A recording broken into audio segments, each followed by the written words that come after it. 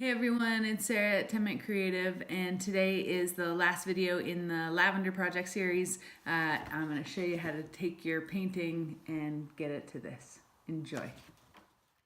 So my painting dried overnight, so the background is really nice and dry, and now all I do is just spend a minute or two getting rid of that masking fluid, and you can see it just rubs right off like rubber cement does.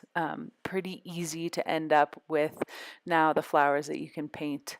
And I mixed sort of a magenta red with an ultramarine blue to make the purple that I wanted. You can always just grab a purple paint out of a watercolor palette or out of a tube, or feel free to mix and see if you get the color that you like.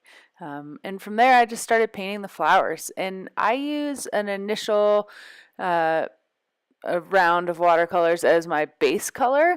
And so you can see I just painted all the flowers in that base purple. And keep in mind, whatever color you put on the paper dries quite a bit lighter. So if it looks really dark on the paper, you're probably doing it right, because it will dry quite a bit lighter.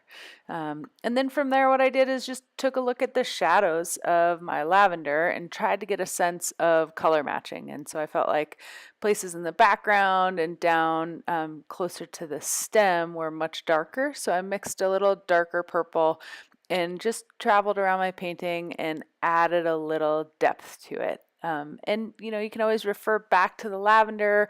You can wing it. The beauty of all this is, it's art, it's fluid.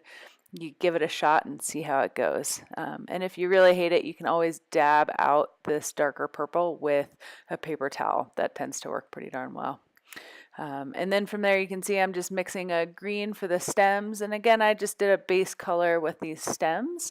Went through and covered all the stems with this green, which I felt like matched pretty darn well, and then mixed a little darker green and added some depth and some darkness to one side of these stems.